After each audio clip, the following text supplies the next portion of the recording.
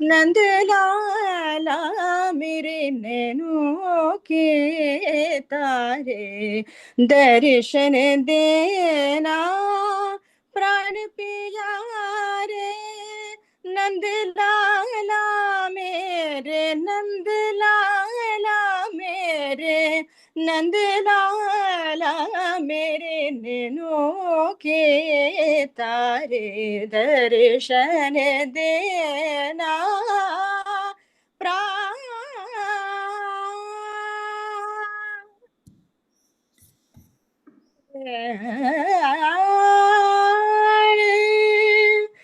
दीननाथ दयालु सकल गुण, दीननाथ दयालु सकल गुण, दीननाथ दयालु सकल गुण, नव किशोर सुंदर मुख वाले, दीननाथ दयालु सकल गुण, नव किशोर सुंदर मुख वाले, दर्शन देना प्राण प्यारे, नंद लाला मेरे, नंद लाला मेरे, नंद लाला मेरे नैनों के तारे, दर्शन देना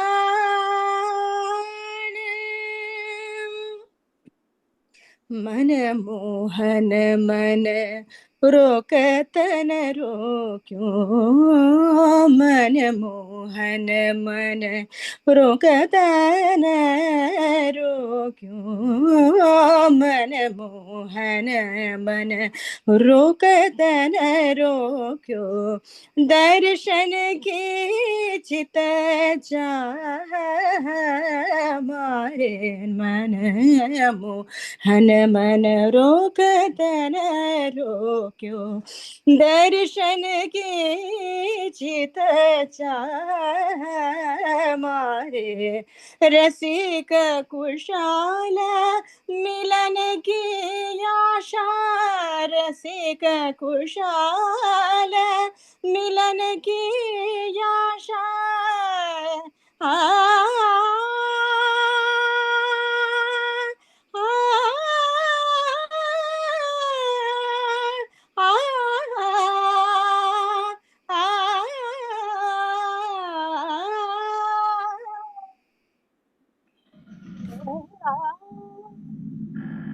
रसिक कुशाल मिलन की आशा, निस दिन सुमरण ध्यान लगा रे, निस दिन सुमिरण ध्यान लगा रे, निस दिन सुमिरण ध्यान लगा रे, दर्शन देना प्राण प्यारे, नंद लाला मेरे, नंद लाला मेरे, नंद लाला मेरे नैनों के तारे, दर्शन देना, दर्शन देना, दर्शन देना प्राण।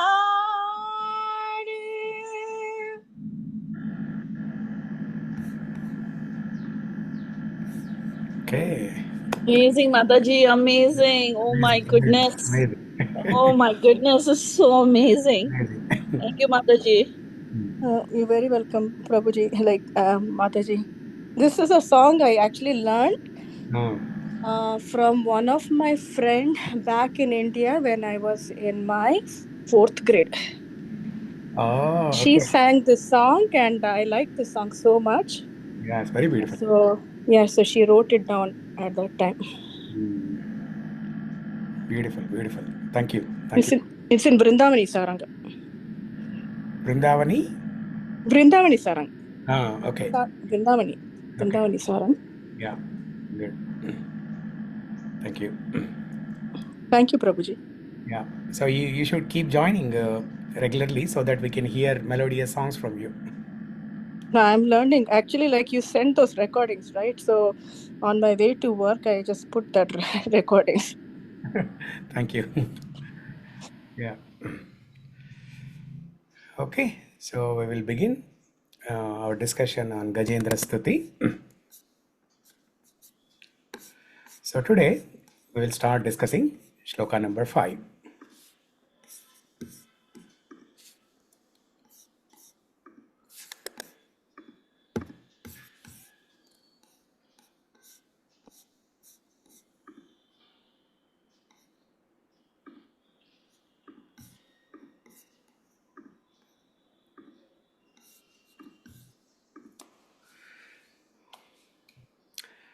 So last few days we discussed on shloka number 4.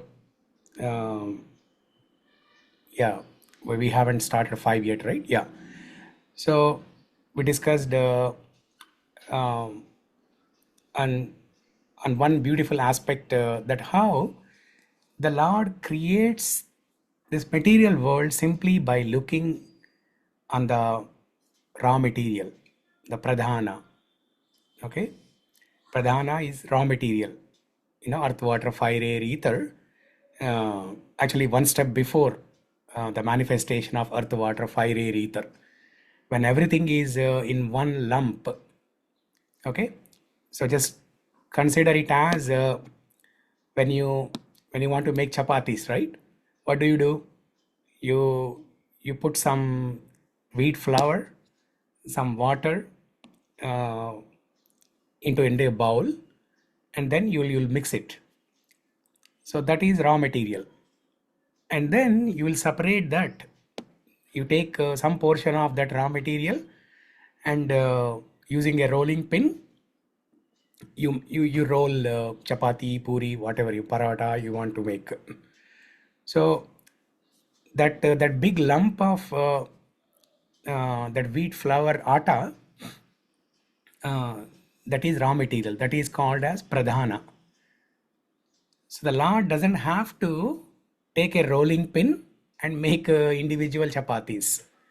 Simply, he can simply look at the atta flour in the bowl and he can make into chapatis or paratas. So simply by his glance, he creates the different elements of material world, the 26 elements of material world, and jivas, everything. So because everything is coming from his glance, everything is originating from his beautiful glance. What we discussed three shlokas from chapter 3, from canto 3, chapter 28, text number 29, 30, 31, where Kapila Muni or Kapila Dev teaches Bhakti Yogam to his mother Devahuti. In those three shlokas, Kapila Muni explains how the yogis can meditate on the beautiful face, eyes, and the beautiful smile of the Lord. So especially the eyes, the glance, because everything is originating from the glance of the Lord. If we meditate on the beautiful glance of the Lord, then we feel some sense of security, we feel sense of immortality, we feel some relief, we feel some protection, we feel some shelter, all of those things. So we discussed during that class that when we go to temple, when you are taking darshan of the Lord, focus more on the eyes, the smile of the Lord. Okay, and then 8.4, Yasvatmanidam nijamayayarpitam क्वचित् विभातं क्वचत् तिरोहितम् अविद्ददृक्साक्षुभयं तदीक्षते सात्ममूलोऽवतु मां परात्परः. So here the Lord is saying that Neela, can you read the translation? Yes, Prabhuji, Hare Krishna. Hare The Krishna. Supreme Personality of Godhead, by expanding his own energy, keeps this cosmic manifestation visible and again sometimes renders it invisible. He is both the supreme cause and the supreme result, the observer and the witness in all circumstances. Thus, he is transcendental to everything. May that Supreme Personality of Godhead give me protection. Hare Krishna. Hare Krishna. So we discussed Yasvatmanidam Nijamaya Arpitam. Nijamaya, that means his own potency, his own energy. Arpitam means by investing. The Lord, by investing his own potency, his own energy, what does he do? Kvachit vibhatam, kvachatat tirohitam.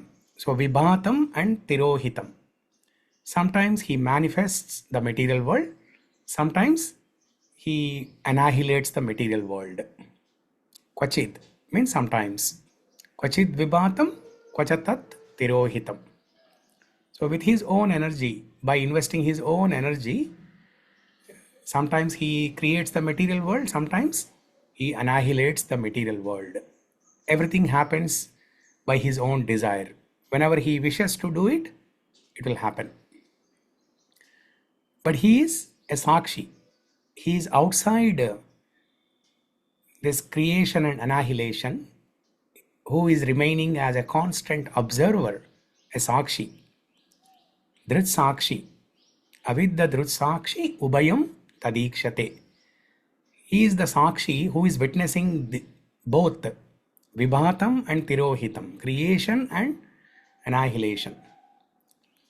Sa atma mulo vatumam parat paraha. Sa atma mulo. That Lord is the source of his own appearance. At his will, by his desire, he is creating the material world and annihilating it. But who is creating him? He is the source of his own appearance. Sa atma mulo. Mula means the root cause, the kālena. Atma means the self. Who is the root cause of himself? He himself is the root cause. He is Swayambhu. He appears by himself. May that Lord protect me. Vatumam parat paraha. Okay. Now today we will start shloka number 5.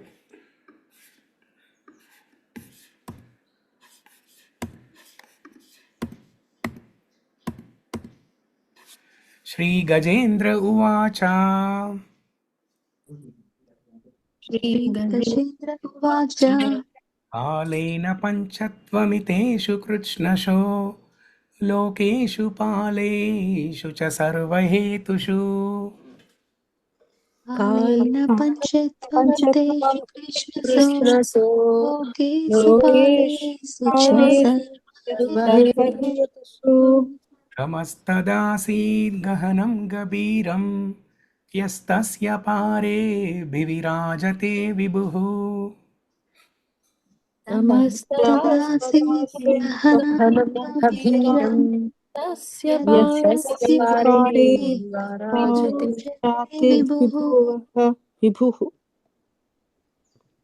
Okay, Mahi, can you read this?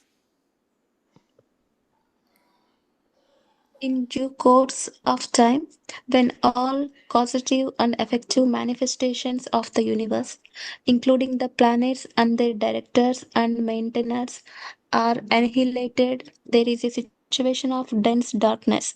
Above this darkness, however, is the Supreme Personality of Godhead.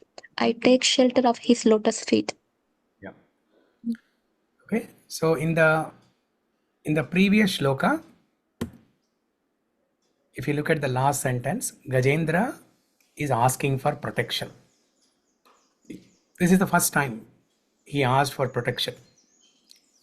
Until now, he has only been glorifying the Lord, saying how the Lord is the source of everything, how the Lord enters into the enters into each and every atom and maintains it. How this entire material world, all the jivas, how they rest upon him. So like that, Gajendra has been telling how Supreme Lord is the creator, maintainer, controller, proprietor, enjoyer, destructor, everything. But now in shloka number 4, first time, he asked for protection. Sa atma mulo vatumam parat paraha. Avatu. If you look at the last line, sa atma mulo avatu mam parat paraha. Mam means me. Avatu. Avatu means protect. So there is a visarga there, half syllable. You see a exclamation on the top of the. So that is avatu. You have to read it as avatu because of Sanskrit sandhi. You don't see a, but it's a visarga. Satma mulo avatu mam parat paraha. And after asking for protection in this shloka, now what is he asking in fifth shloka? He's saying, I take shelter of his lotus feet.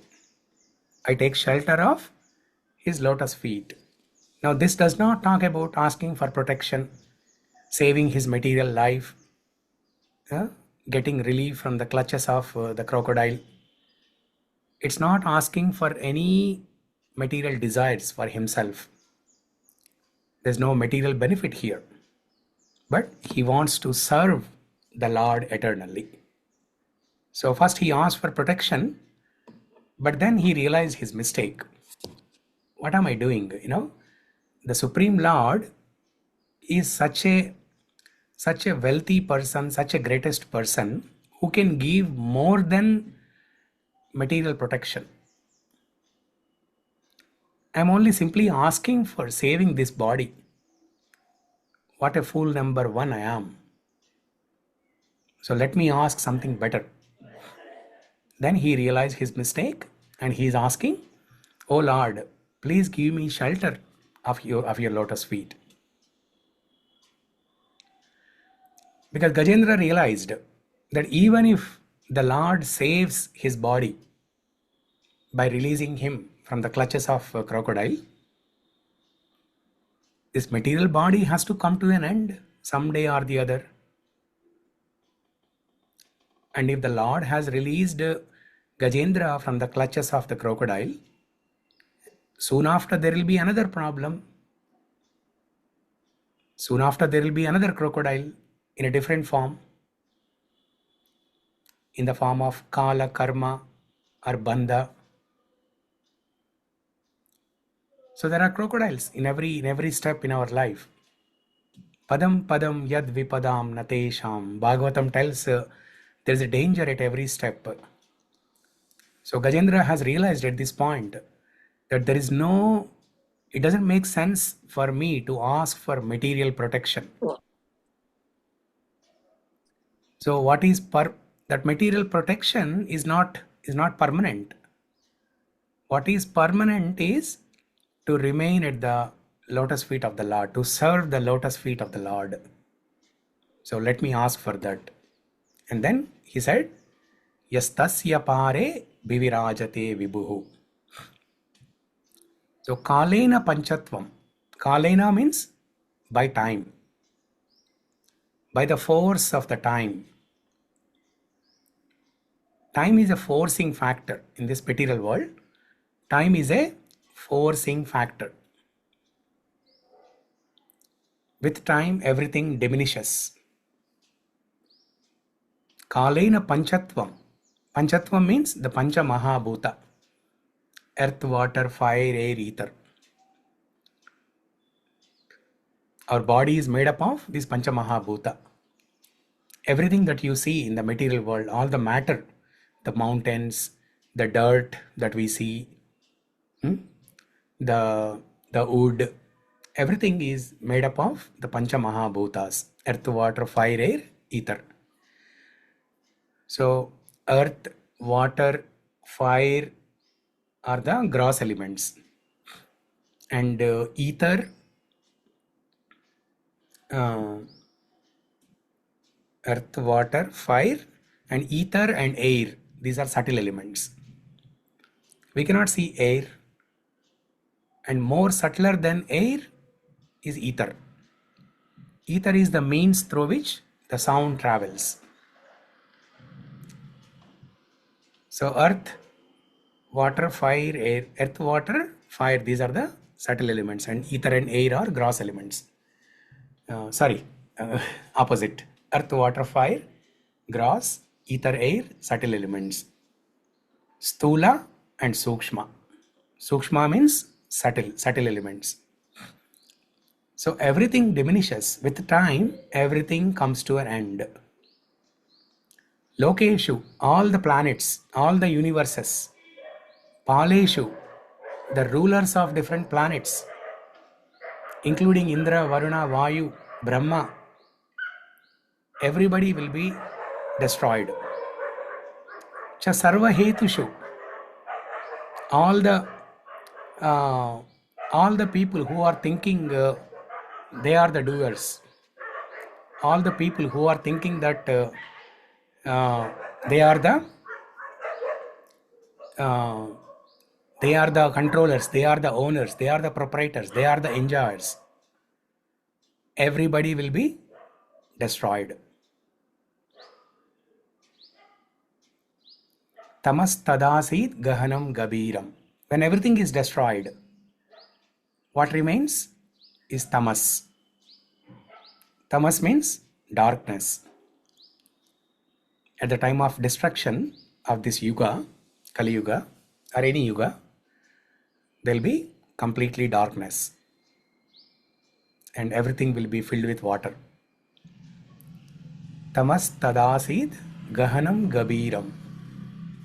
So let's look at the word for word meaning of this shloka.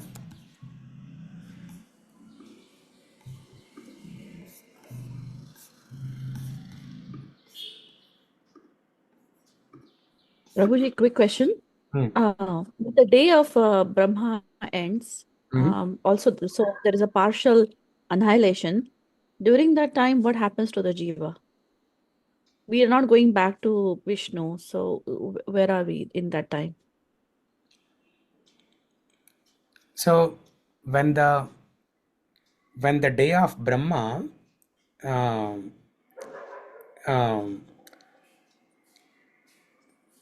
when the day of Brahma ends, the jivas will be annihilated, and immediately the next day of Brahma starts creating again. So temporarily they may be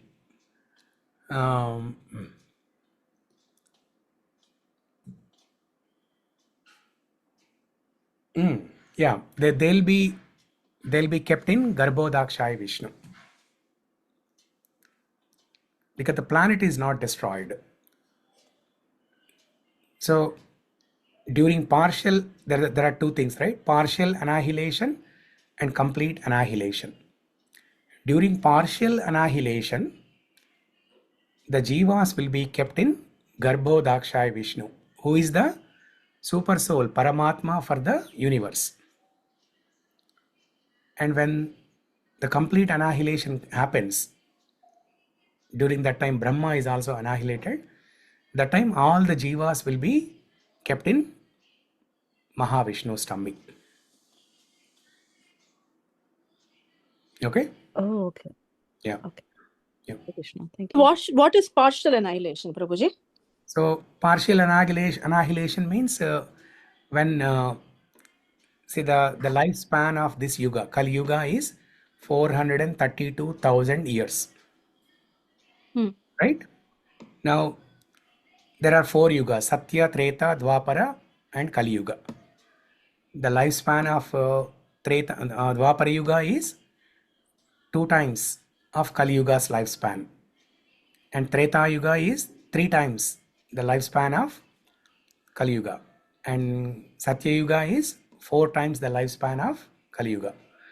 So The completion of one cycle of these 4 yugas is called one Divya Yuga or one Chatur Yuga. One Chatur Yuga. Not Manvantara, but one Chatur Yuga or one Divya Yuga.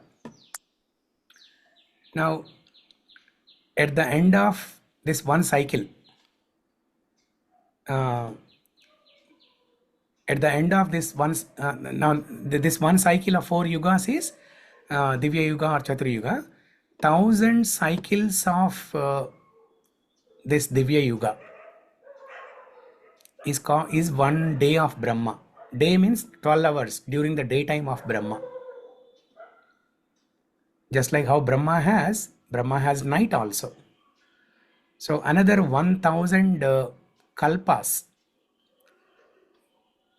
1000 kalpa. Kalpa means one Chatur Yuga, one Divya Yuga is called one kalpa.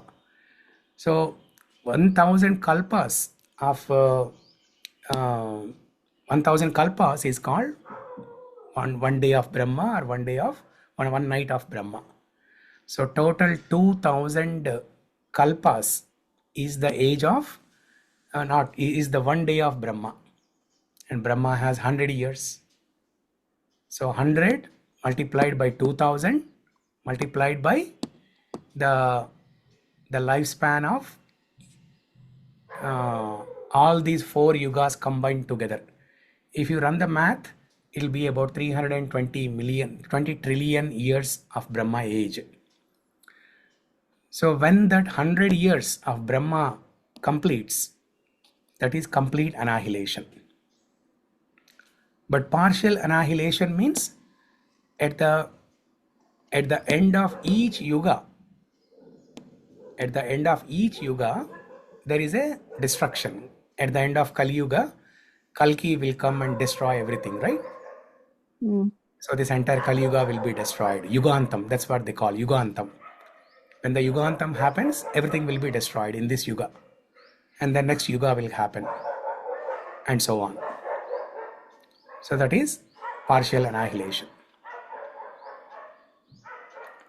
So do we know which part of the 1000 yugas we are in? Which part of the 1000 1000, like each one you count towards. We don't know, right? Bhagavatam definitely has these details. If you go to second canto of Bhagavatam, these details will be there. I don't know. I have heard that we are right now between 11 o'clock and 12 o'clock in the morning of Brahma's daytime. 11 or 12 o'clock of? Between 11 and 12 okay, morning, daytime of Brahma. Morning of Brahma's, yeah. Okay. Currently. Okay, maybe. So long way to go. Huh? Long way to the day has just. So does then like in every 4. So after this Kali Yuga is done and we start with the Satya Yuga, so will Krishna come again in the same form again?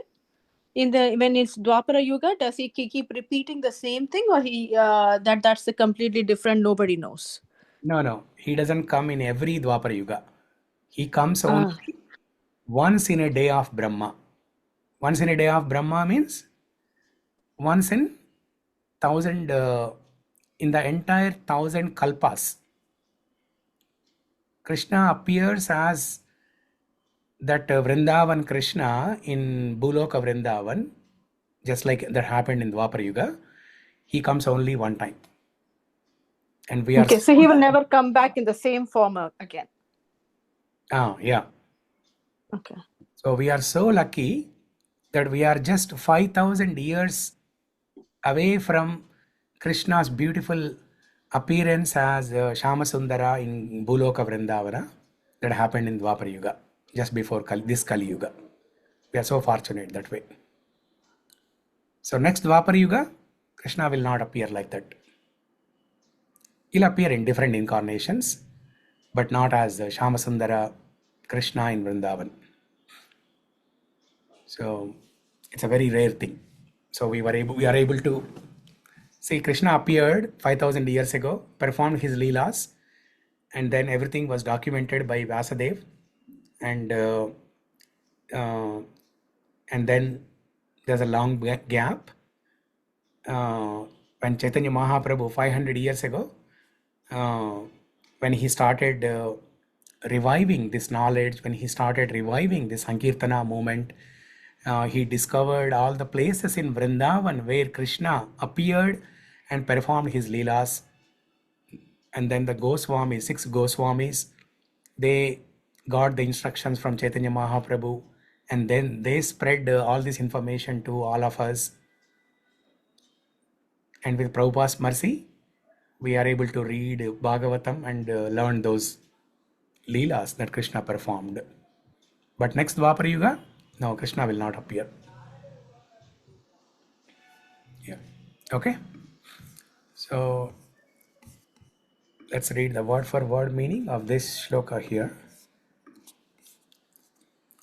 Kālena, in due course of time, after millions and millions of years, pañcatvam, when everything illusory is annihilated, iteṣu, all transformations, kṛtsnaśo, with everything within the cosmic manifestation, lokeṣu, all the planets or everything that exists, pāleṣu, maintainers like Lord Brahma, cha, also, sarva-hetuṣu, all causative existence, tama, great darkness, tada, then, asīd, was, gahanaṁ, very dense, gabhīraṁ, very deep, yaha, the Supreme Personality of Godhead, who, tasya, this dark situation, pāre, over and above, bhivirājate, exists or shines, vibhuḥ, the Supreme.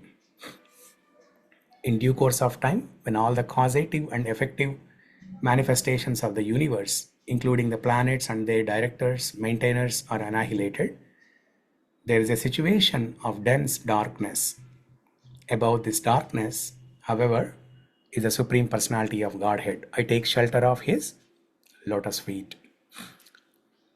So even during complete annihilation, when Brahma, Indra, Varuna, Vayu, when all these people are annihilated, still the Lord exists.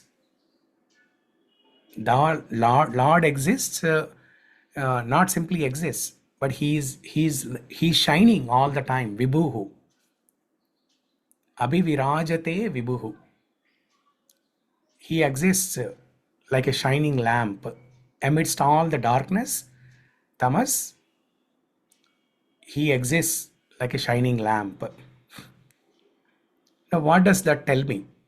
When we read this description of the annihilation, the destruction, the total destruction, and even when the total destruction happens, the Lord is still shining like a bright lamp or like a sun. Not even like a lamp actually, like a sun. Like a bright sun. This tells me that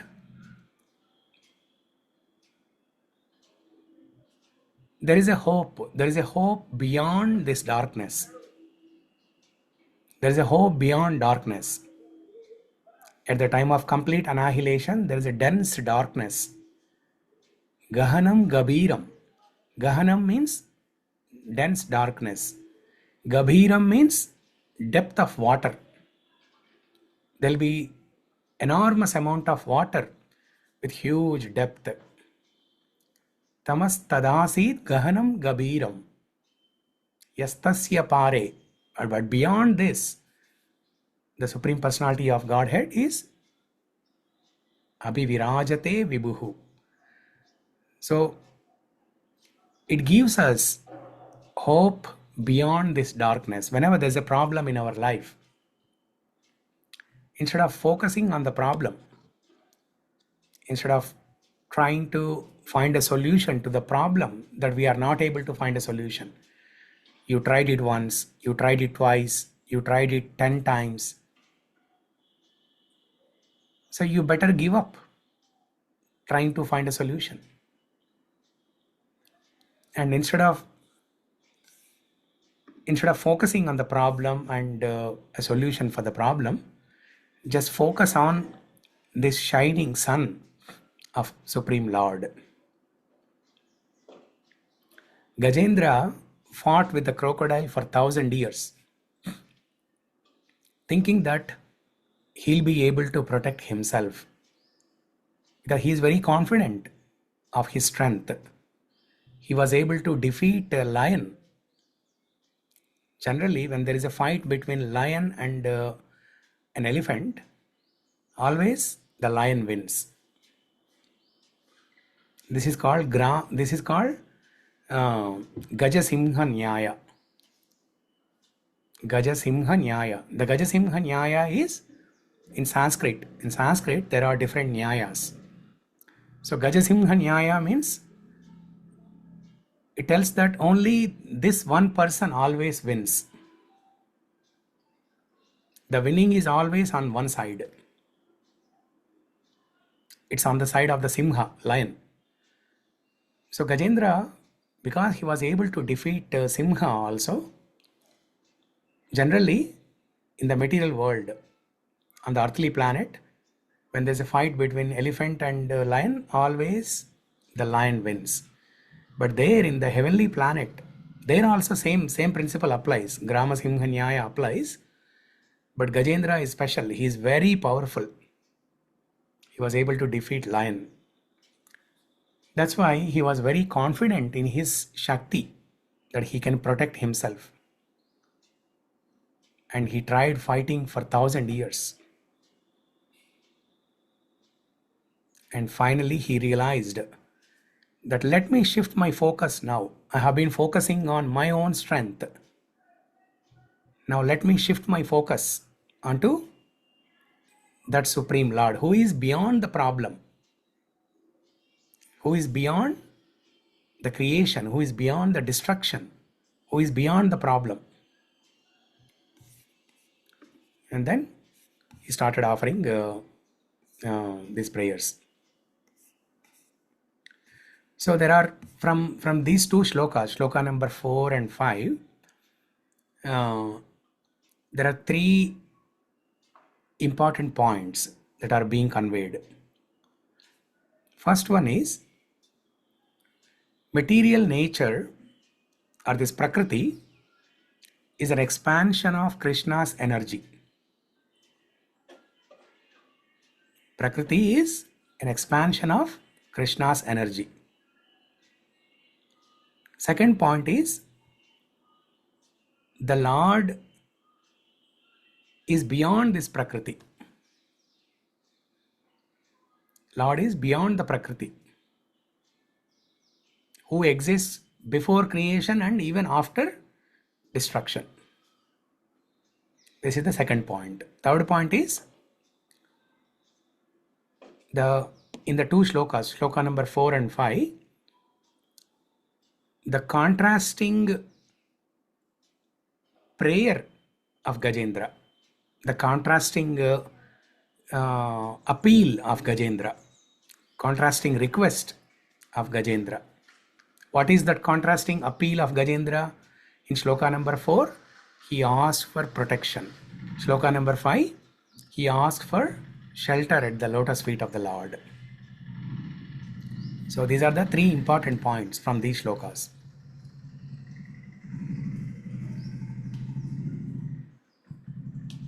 So the Supreme Lord, he creates the world by his own energy.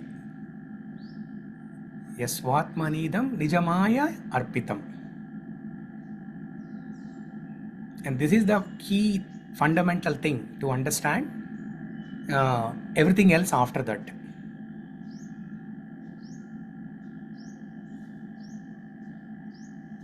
There are other details given in these 2 shlokas, and even in shloka number 3. The other details are given, how the Lord enters into each and every atom and how everything rests upon him. All those things are elaborated. But the fundamental thing to understand is the Lord creates the world by his own energy. So Prabhuji, now in the 4th shloka, Gajendra is asking for material protection. And in shloka number 5, he's asking for spiritual protection. Correct. Yeah. Yeah, that's correct.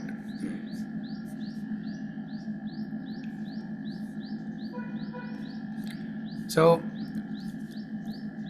the contrast appeal of Gajendra, it tells us that we should call out to Krishna for protection beyond this material level. Protection beyond this material body, protection beyond this material creation, something of higher nature. If the Lord can give 1 million rupees to you, $1 million to you, and if you are asking only $10, you are not a wise person. But if you ask the Lord for $1 million, the $10 is also included in that. The $10 is compared to material protection, and that $1 million is compared to spiritual protection or spiritual benefit. So if you ask for spiritual benefit, the material benefit is all automatically included in that.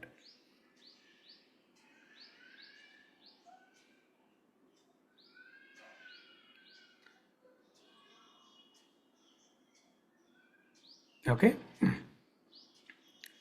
So Krishna's these two energies, material energy, Mahamaya, and spiritual energy, Yoga Maya. So these two things, they control an individual jiva's forgetfulness of the Lord and remembrance of the Lord. So Mahamaya, this material energy, the Prakriti, it's like a curtain between Krishna and us. So when there is a presence of Mahamaya or material energy, we don't see Krishna.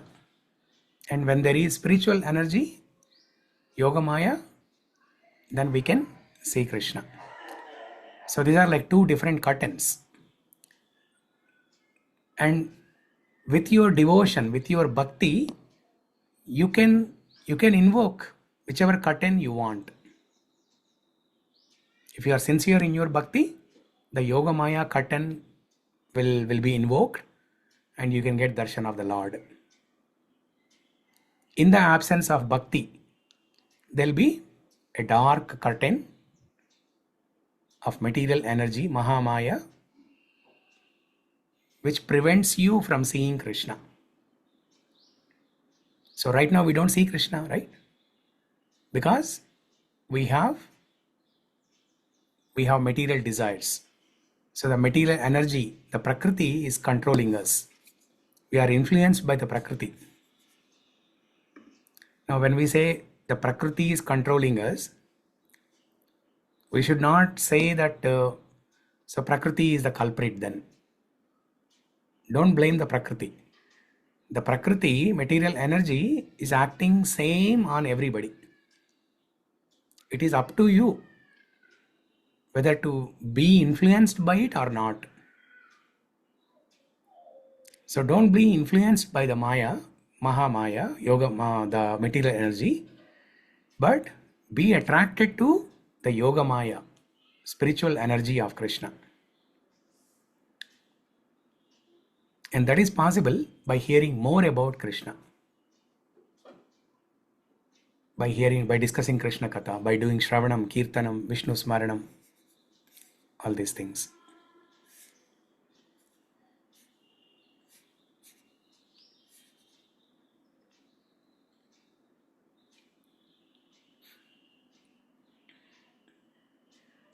Okay, so this is about these two shlokas.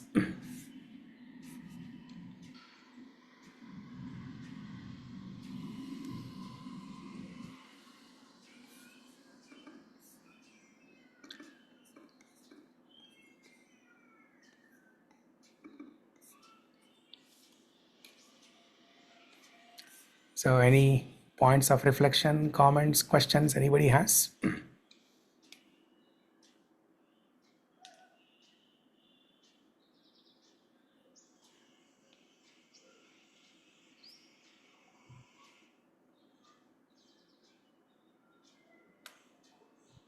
think it's a common experience, Prabhuji, as you said, when we are faced with problems, we try to solve it, or when we want something and we're not getting it, we try hard to get it.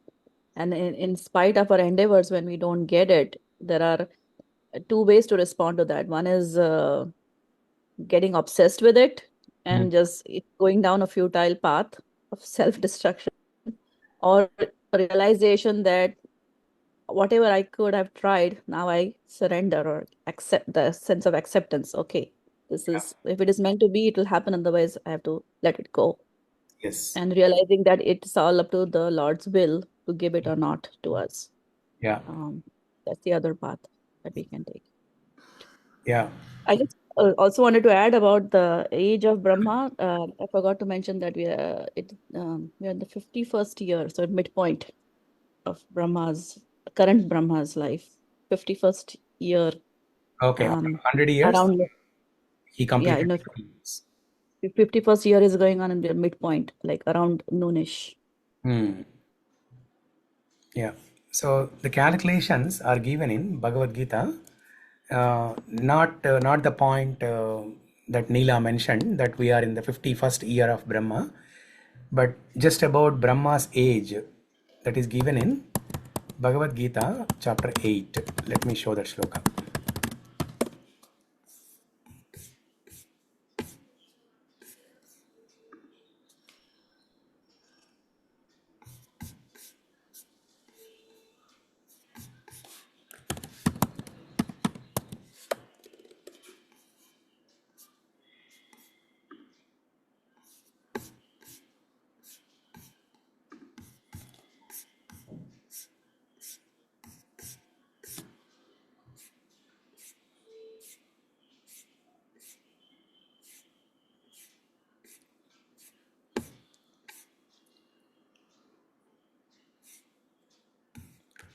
Sahasrayuga Paryantam.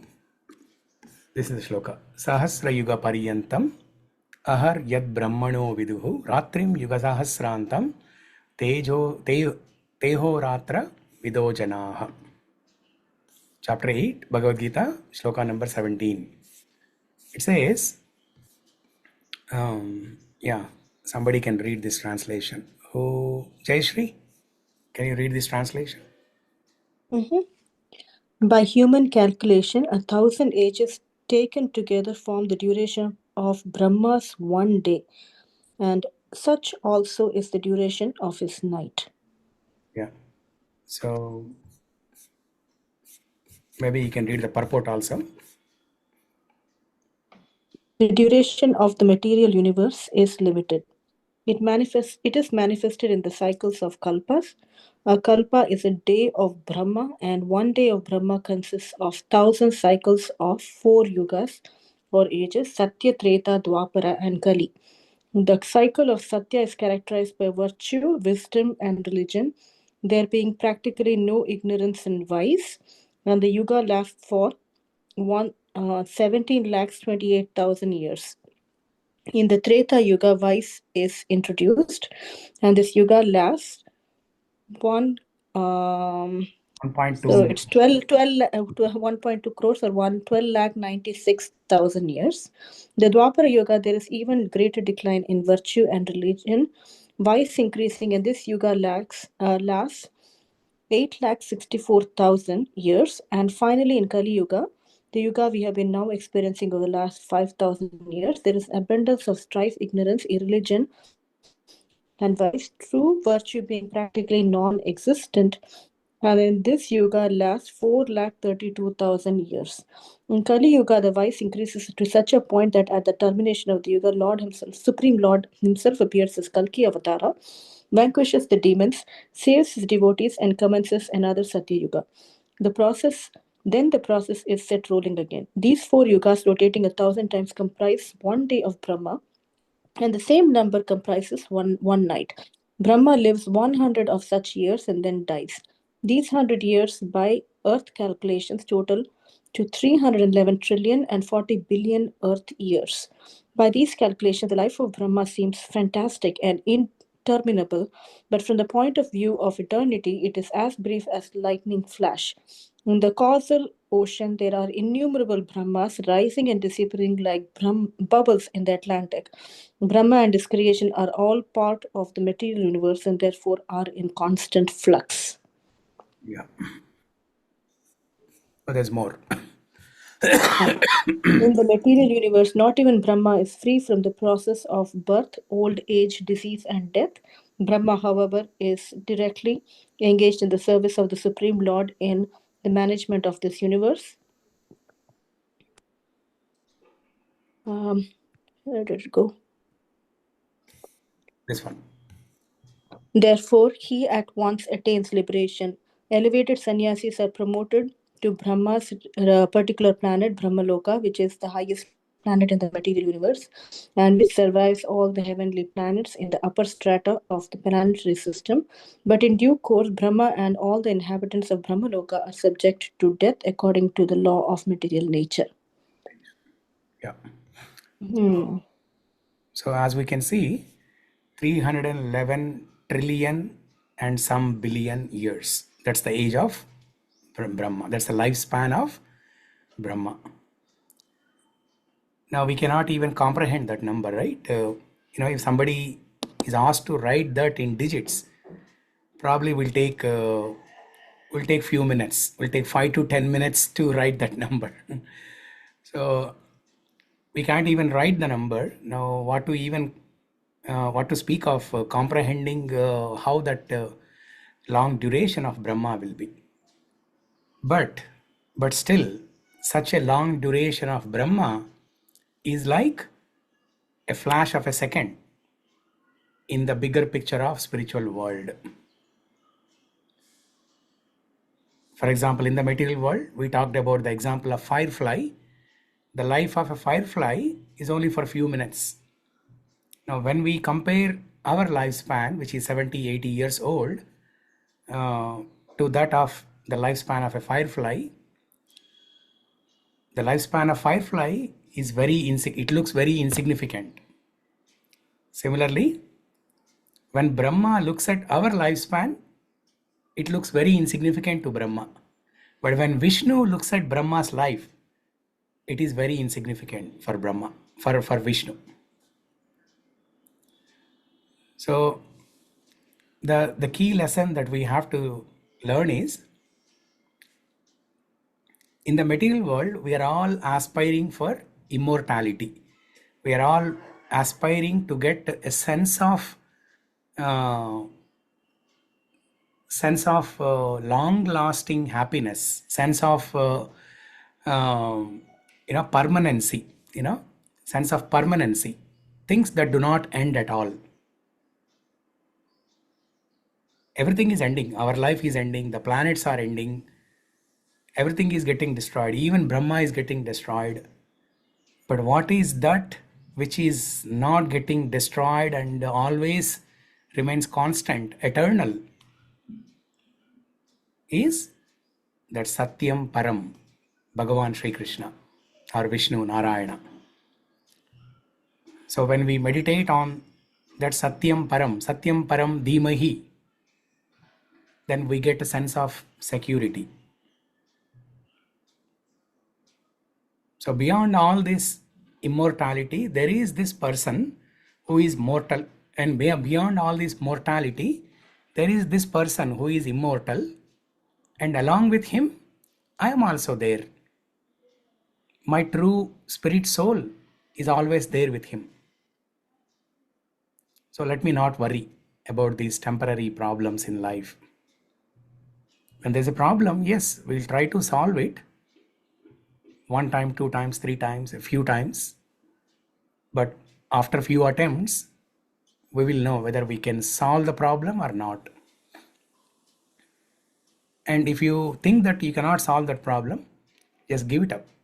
Don't try to continue to solve the problem until it is solved. If it can be solved, it can be solved in 1 or 2 attempts. But if you are not able to do that, you understand that it is an unsolvable problem. It is beyond my control, and just shift our focus on meditating on this Satyam Param, Bhagavan Sri Krishna. That's what Gajendra did. After trying for 1,000 years, he realized that now let me seek out help who is outside of all this. So he asked for material protection, and then immediately he realized, no, I don't even want to settle with this temporary material protection. Let me ask for something permanent. And then he asked for a spiritual benefit of serving the lotus feet of Sri Krishna all the time. In Bhagavatam, there are so many so many stories are there.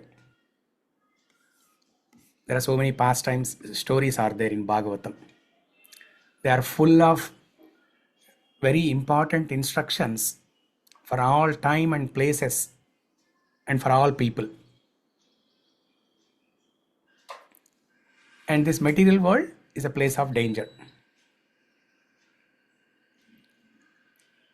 So even if we seem to have a nice situation for now, at any moment that can change. Gajendra initially, when he went to Trikuta Parvata, where there are beautiful lakes surrounded by beautiful gardens, and amidst the lakes there are beautiful fountains. So he thought this is the best. But then immediately a calamity appeared in the form of a crocodile. So the calamities are inbuilt. They are an inbuilt factor in this material world. So by design, it is like that. By design, the material world comes with calamities. But these calamities, they give us an opportunity to serve a real purpose. When there is a calamity, then it gives us an opportunity to turn our attention to the Lord. Without a calamity, we will think that everything is nice in this material world. I don't want to go out. I don't want to go anywhere else. But we deserve much more than this. For example, there is a prisoner who is kept in a jail, but he is given all the comforts. Comforts means, what's the first thing that comes to your mind? All intelligent people, please tell me. When we speak about comfort in today's age, what's the first thing that comes to your mind? There is a prisoner Food. who is kept in the jail. Food and food, bed, shelter, food. Sarita, very good. Phone. Oh, Even if not you food? don't give me food, that's okay. But You can order food also from phone. want phone. I want phone. Oh. Yeah, if you have phone, you can order food. Very good. My thought was only with food. Comfort means at least you're getting food. You blink it. There is an app called Blink It. So if you have phone, you have everything.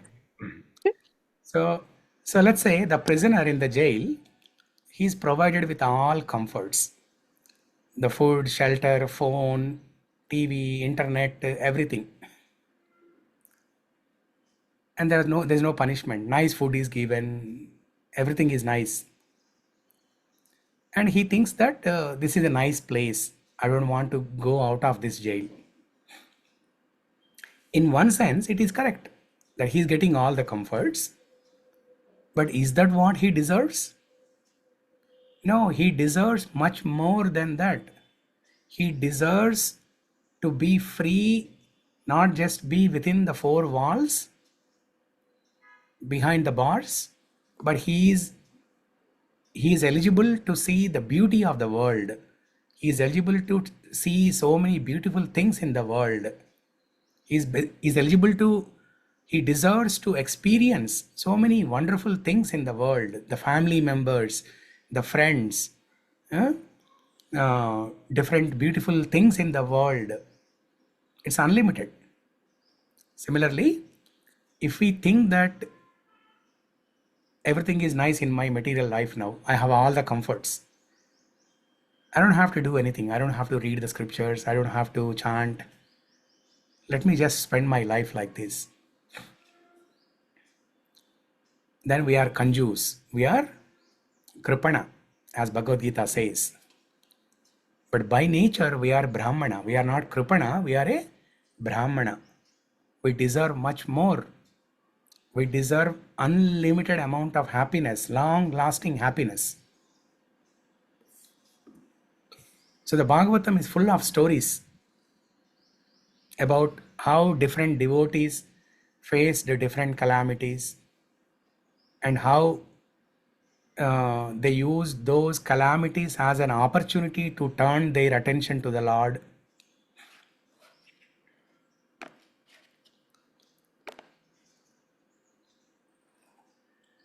So that's the difference between human life and animal life. In human life, we have higher consciousness to question our purpose. Why are we here in the material world? Why do we suffer? Who am I?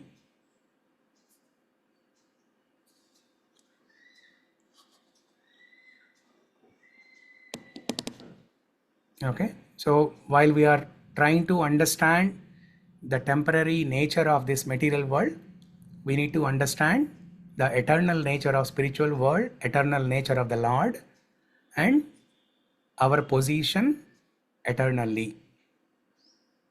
So that's why when you read all these description in Gajendra's prayers, the details of material creation, we come to an understanding of the temporary nature of material world.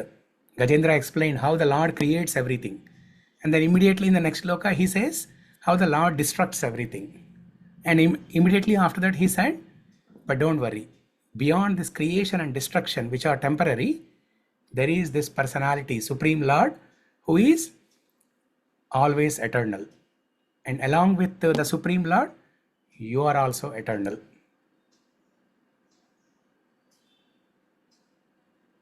And Krishna is so merciful that he wants to bring us to our natural constitutional position of experiencing this eternality, immortality. He wants to bring us to our natural position of serving him eternally and experience full bliss and knowledge, Sat Chit Ananda. So that is what we deserve, not the temporary comforts in this material life. Okay, so it's 10:10. We finished shloka number 5. On Monday, we'll start discussion on shloka number 6. Okay, we'll conclude here. Mangalam Kosalendraya Mahaniya Gunatmane Chakravarti Tanujaya Sarva-bhaumaya Mangalam. Grantaraj Śrīmad-Bhāgavatam ki jai. Srila Prabhupada ki jai. Shri Gajendra Stuti ki jai. Narayana Khila Guru Bhagavan Namaste. Okay, thank you everyone for joining. Hare Krishna. Hare Krishna. Hare Krishna. Hare Krishna. Prabhuji, Yes. I had a question. I know like it's too late, but I think the thing is like, everyone prays, right? A lot of people pray, like, whether for cause or for some other cause. Yeah. But sometimes I feel like for a lot of people are also atheists. Yeah. And when I talk to some people, or when I don't get into these things, but when they actually say, I feel that even to get to his path, his mercy is needed. Yes. Because I feel a lot of people that I've come across who do not believe in that higher power or like God. They're Yeah. good people at heart. Yeah. They do a lot of other things. They do, they are not evil people. They really are very good people. But they are not able to believe in that higher being, higher divine thing. Yes. So, and again, I think, again, for them to get into the path, again, his mercy is needed. Why this discrepancy? God loves everybody and he's there within everyone. So Yeah. why the discrepancy of like some people? And when I ask sometimes, why they just say that they have not had that experience. To if they had that experience, they would be able to. They're rational people. Yeah. If they had experience, or if something was shown to them in some way, they would kind of believe. Yeah. Why is this discrepancy? It's maybe like a discussion for some other day, but I just cannot understand. Like, he is so merciful. Yeah. He is merciful. In his eyes, everybody is the same. Yeah. We are all like sparks of the divine. We are all his children. Correct. So why is there a difference? Yeah. So as Krishna says in 7th chapter of Bhagavad Gita, Samoham sarva bhuteshu. He is equal to everyone. He is not partial to anyone. Both devotees and non-devotees. He's partial. He's not partial to anyone. He's equal. Samoham sarva bhuteshu. But it is the jiva, it is the individual jiva who made a choice to stay away from God. So the atheists, they made a choice. It's their desire to stay away from God. And the God is facilitating. Forget about atheists, right? Forget about atheists. Look at ourselves. Where is our original home? Spiritual world. What did we do? We turned away from God. That's why God sent us to the material world. So it's our desire. We wanted to become God. In the beginning, I mean, before we fell into the material world, we were in the spiritual world. We were happily serving the Lord. But one day, we got a thought, oh, why am I serving the Lord every day? Why can't I become God so that everybody will serve me? Instead of me serving this God, let me try to become God so that others will serve me. And as soon as the thought came into our mind, Krishna said, tadāsīd. And he created the material world and we fell into and we were born in the material world. But isn't he the inner controller? He controls, but at the same time, he gives limited freedom. Without that limited freedom, there's no love. It will be called dictatorship. If you want to force somebody, if you want to control and force somebody to love you all the time, it is called dictatorship. It's not love. For example, your child. So he just went to college in New York, New Jersey area.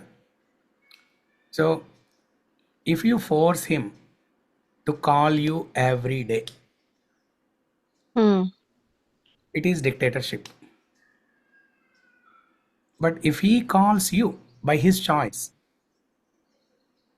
if he uses his free will properly, and if he calls you by his own choice, then he is happy, you are also happy.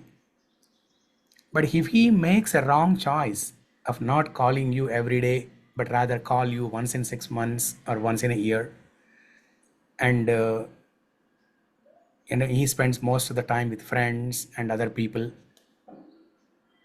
then he very soon he would know that he's suffering by not being in touch with you constantly. So it is his choice. And if you force that choice to love you all the time, to call you every day, then the more you control, the more farther he will go away from you. Nice. Yeah. So the atheists, they made a choice to stay away from God because they want to be the controller. They want to be the enjoyer.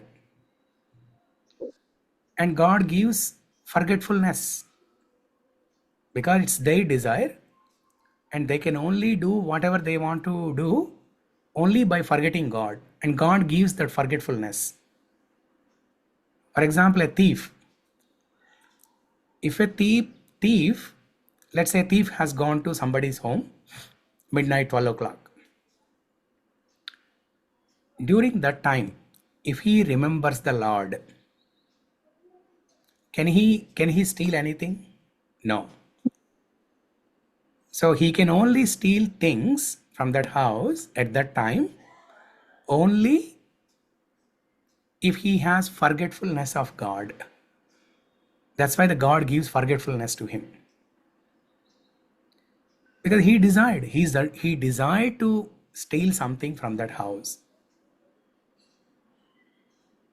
And the God will let him do that few times. And then after that, the thief will learn a lesson. He'll be caught. One day he'll be caught, right? Every day he cannot steal things without being caught by the police or by the people of the house. So one day for sure he'll be caught. So that day he will realize his mistake and turn to God. But by the time it is very late, he's getting punished by the time, he's in the jail. So it's late. That's why we have to become first class intelligent people. First class intelligent person is that person who listens something and then immediately follows it. He will learn a lesson and immediately follows the instruction. I see. Second class intelligence is that intelligence when you see others suffering through some experiences, when you see those people suffering, you get the message, you learn the instruction and you implement in your life. And third class intelligent person, he will not learn the lesson simply by reading or simply by listening. He will not learn the lesson when he looks at others experiencing problems. But third class intelligence is that intelligence when a person goes through the problems in his own life, then he realizes. Then he will learn. Then he'll change. Then there'll be some transformation. And fourth class intelligence is that intelligence when even when the problems are happening in one's life, a person will not change. That is fourth class intelligence. So we definitely don't want to be fourth class. We want to be, ideally we want to be first class. If not first class, second class. When we see others going through the problems, we better learn the lesson. So Śrīmad-Bhāgavatam is full of these stories, like how Gajendra went through these problems, how Kunti Maharani went through so many problems, how Pandavas went through so many problems. And when you read Ramayana, you will know how Lord Ramachandra himself went through so many problems.